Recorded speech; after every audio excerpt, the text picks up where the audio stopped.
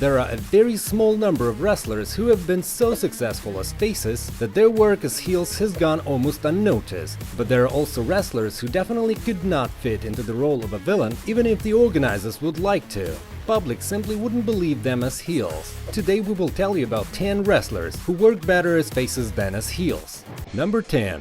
Bret Hart. In the early 90s, Bret Hart's skills and distinctive appearance made him super popular. Fans loved Hart not only as a wrestler, but also as a person. Bret was adored both in Europe and in his native Canada, and the Hart family was always treated with deep respect. As it turns out, when he was given the role of heel for a short time, Bret couldn't get people to boo him at all. Number 9. Santino Marella. Santino Marella has an incredible talent for making people laugh, and although his fighting skills leave a lot to be desired due to his mispronunciation and innocence, he could not be perceived by the public as a heel at all. Santino was heavily criticized when he once performed as heel. Because of this, the favorite of the public almost lost his job in WWE forever. Number 8. Eddie Guerrero. Eddie Guerrero was one of the few wrestlers who could cheat to win and still maintain his babyface status. Baldness and feigned innocence were what fans loved him for, despite the fact that he grossly violated the rules of the game. Eddie had a unique ability to make people feel good when they watched wrestling and was an extremely popular figure. He will always be remembered as a sweet babyface whose charisma and ability to make people laugh was second to none. Number 7. Jeff Hardy. Jeff Hardy's willingness to take big hits and risk his body for the entertainment of the public has always been appreciated and admired. His character has always been that of an outsider who constantly got closer but never reached the top of the mountain. But when he eventually became world champion, it was a special moment. He tried himself as a heel, but it didn't work out because Jeff is not very good at the microphone.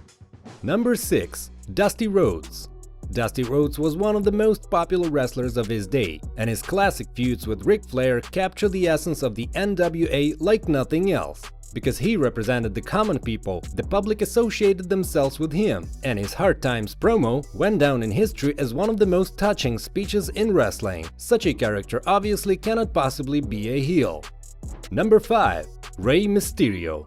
Small stature, the title of ultimate underdog, makes the audience immune to Rey as heel. Fans love him very much for his superhero image, as well as for his dynamic and exciting style based on lucha libre. WWE likes their heels to be more methodical and slow. Therefore, for Rey Mysterio, the role of heel is completely unrealistic without a complete transformation of the set of movements. Number 4. Rob Van Dam.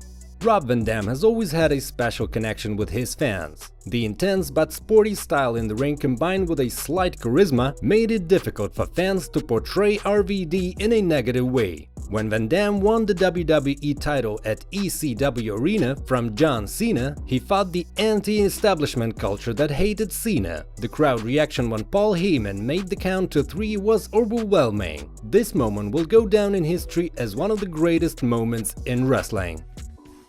Number 3. Hulk Hogan.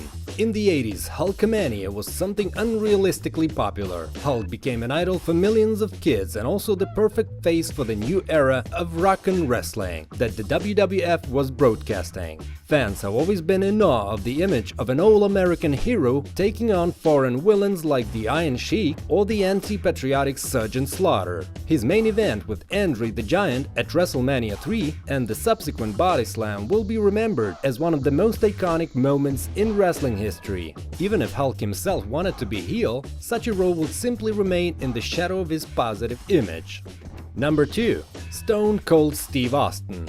Steve Austin was a skilled heel in the World Class Championship Wrestling and in WCW, where he played the narcissistic blonde. But fans liked him so much that they quickly began to support him and appreciate his rebellious antics. He continued to display villainous tendencies and the crowd loved him for it. The Austin 316 phenomenon subsequently exploded during his feud with Mr. McMahon. It was very difficult for Austin to generate backslash, even after severely beating up his old friend Jim Ross. Before you find out who is in the first place in our rating, don't forget to like this video and subscribe to our channel. So in the first place of our rating wrestlers that work better as faces, John Cena. This is probably the most controversial choice as many internet fans hate Cena. His Superman character, who often buries more talented wrestlers, and his limited in-ring talent have made him highly popular with IWC. Cena has an indescribably strong charisma, and his passion for the wrestling business combined with his renowned work ethic make him the perfect role model for young wrestling fans. How do you like our today's rating? Be sure to share your opinion in the comments. See you soon!